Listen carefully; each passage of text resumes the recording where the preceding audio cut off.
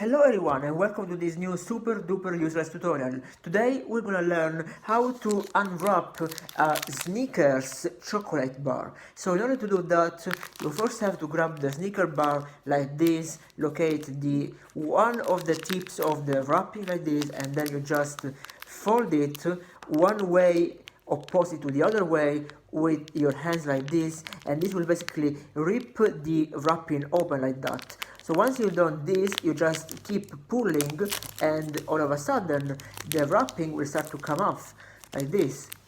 Then once you do that, you can basically push the chocolate bar from the underneath like this. You just push it and there you go. There's your delicious Snicker chocolate bar free from wrapping, and now you can basically eat it. And for that I suggest you to watch the how to chew tutorial that will come up soon. So I'll see ya next time. Bye.